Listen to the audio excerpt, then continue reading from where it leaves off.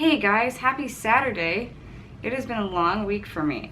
Christian and I went on vacation, and it's been one of those vacations that you need a vacation from.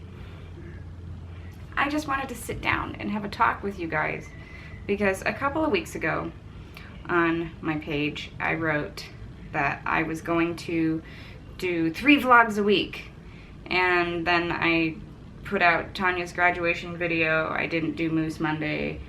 Nothing went as in any way what I described it was going to be. So yeah, I need to talk about that and why I do that, because it's not the first time.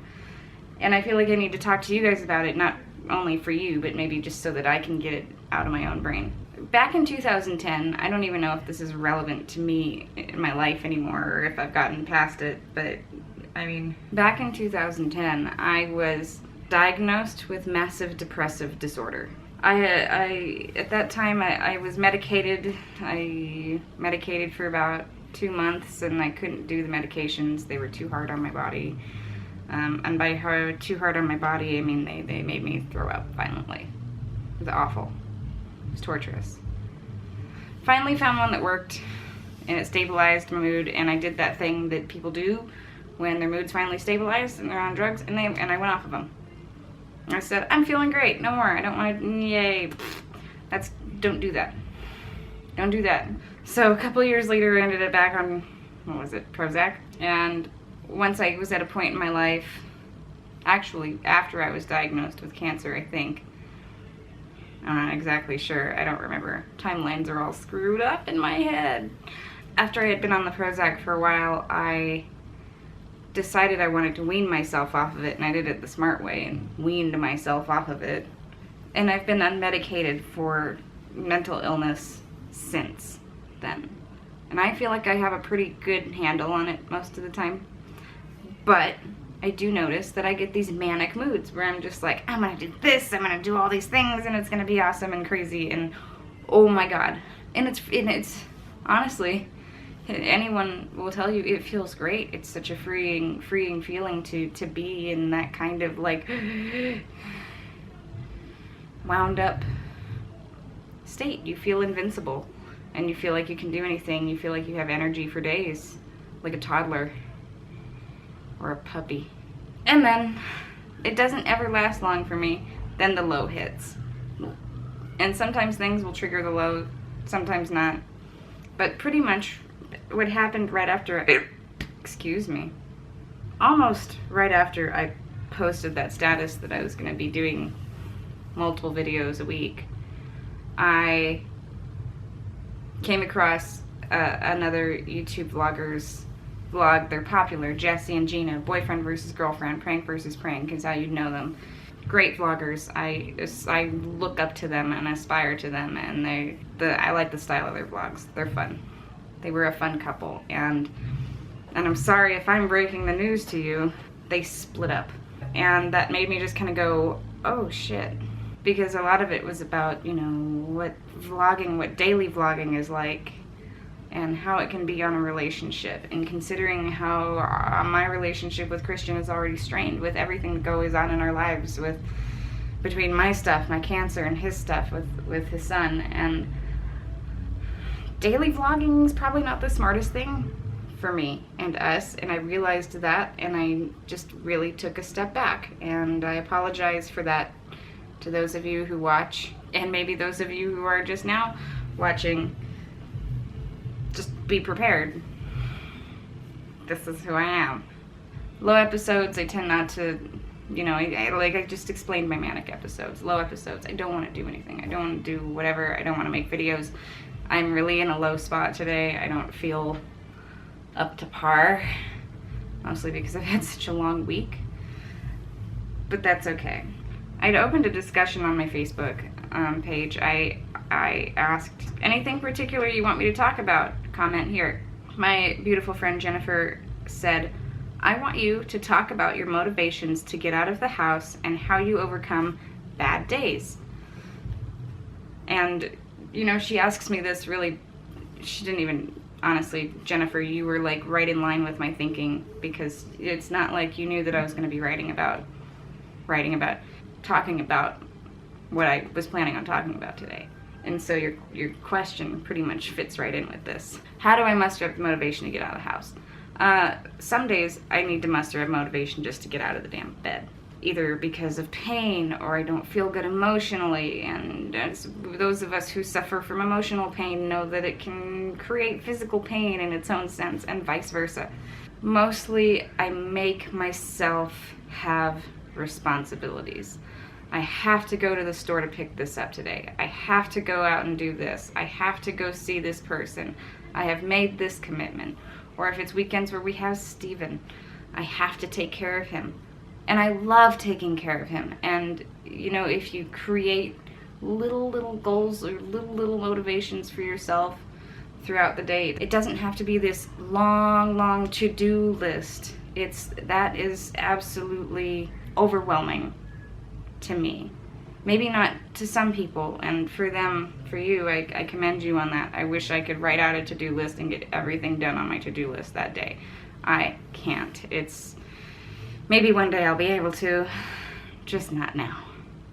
Basically, I'll just create little things throughout the day.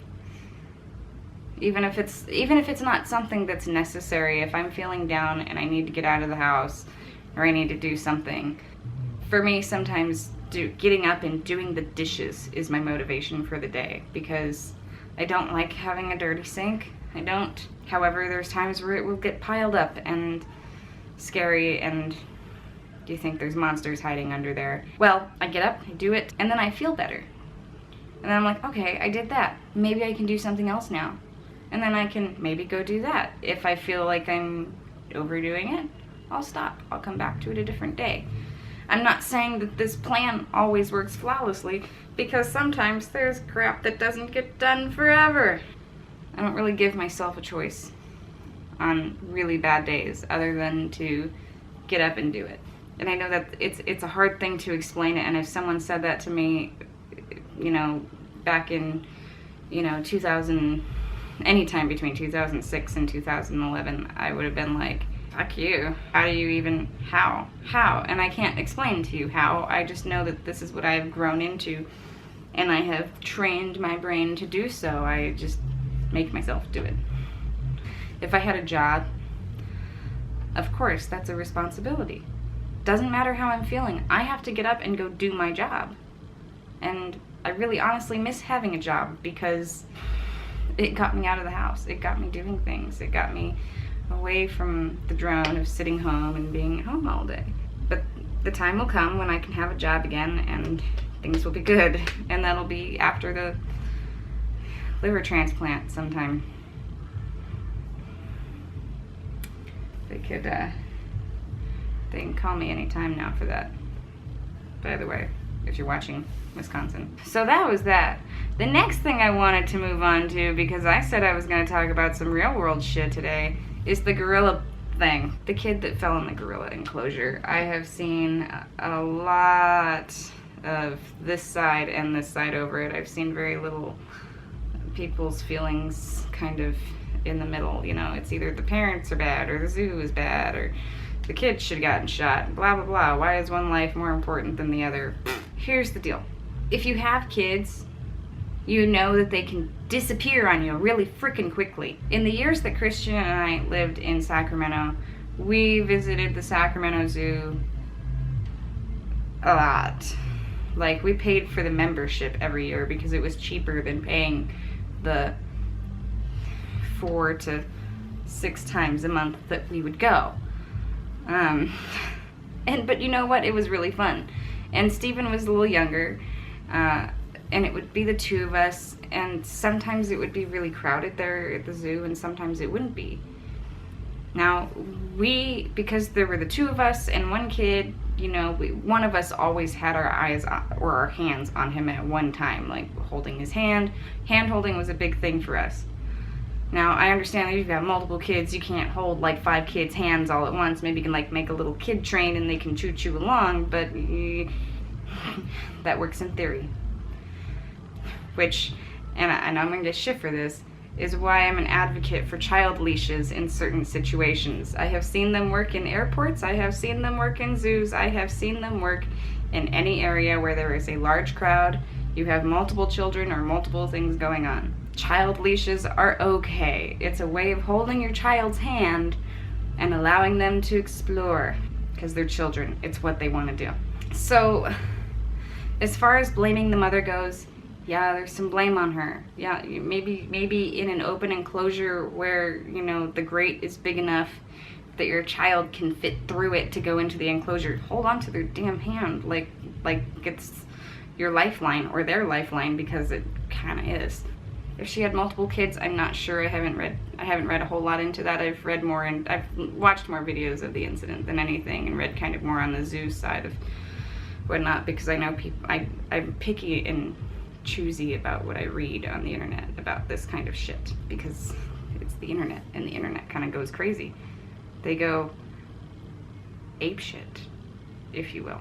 There was one time Christian and I came across a lost kid in Sacramento Zoo, and, you know, Christian got down close to him and, you know, made sure he felt safe, asked him if he knew where his mom was, if, you know, so it happens to people. It happens to people, and it really sucks, and it's a really, really shitty situation that this played out the way that it did. Everyone's saying, oh, you could have tranked the gorilla. Well, no, because tranquilizers take too long to kick in, and with screaming people acting like animals themselves, plus, you know, something new and strange in your environment, you're going to be agitated. Now imagine how you're going to feel if you got little darts sticking in your neck. You're going to get really pissed off. I don't think they wanted to piss off the gorilla when he was already dragging the kid around the enclosure. Maybe not out of wanting to harm him, but just as a possessive thing, because gorillas are incredibly possessive creatures. So I think it's a sad situation that there were faults on both ends. Honestly, this whole open enclosure thing that the zoo is doing, or that maybe not just Cincinnati Zoo in general, but other zoos, you know, they're doing an open enclosure type deal where you feel less barrier between you and the animal that you're observing. But I'm sorry, but if you've got like a 3 or 4 foot tall fence with, you know, slats big enough for a small child to fit through, and we all know small children like to fit through things that they shouldn't, maybe there's some fault there. Maybe they took some steps back on precaution as far as that goes. Is it sad that they had to shoot the gorilla? Yeah. What a beautiful, intelligent, you know, creature. As far as I know, they took the steps that they could. They called the other gorillas in. He wouldn't come in. They didn't want to risk a trainer stepping in there to retrieve the child, because the gorilla was being possessive over the child and could have very easily mauled the trainer to death over this child. It is just, my point is it's completely unfortunate that a life had to be ended and things unfolded the way that they did. It's very sad, and it very much hurts my heart, but I think people need to take a step back and really look at like the reality of the situation, and just that it sucks all around. It sucks for everybody. If I were that mother, I would feel absolutely responsible for the death of that gorilla. But that's me. I mean, I can't speak for her. But, you know, if that were my child, like, I'd be so glad that my child's alive, but at the same time, I would feel so guilty that that gorilla had to be put down. Because that's not fair. The gorilla wasn't coming into our territory and attacking us. A child fell into his territory, and he was doing his thing. He was doing his gorilla thing. The things that gorillas do, which is be possessive and be gorillas. Do I think that she should be fined up the wazoo and all this other stuff? No, because the zoo could have also taken precautions. Maybe put up a better barrier instead of taking down a barrier. Moral of the story, shitty things happen, and it's shitty. So those are my thoughts on that. If you want to know your thoughts on what I have to say, I'd be happy to talk with you, discuss with you. Give me some more information. Change my opinion. Do it. I love it. I love having discussions on the internet where I can talk to people without attacking each other and each other's opinions. let's talk. I'll see you guys next week, next Friday or Saturday. I will be doing 1 day a week videos. I'm not going to do the daily vlogging thing because I am not in the state of mind to do it. And I'm really going to try not to express otherwise in my somewhat manic episodes. So I apologize if this was a little bit of a boring talk, but it's what I wanted to do this week. It's what I wanted to talk about. So, well, love you guys. Have a great week.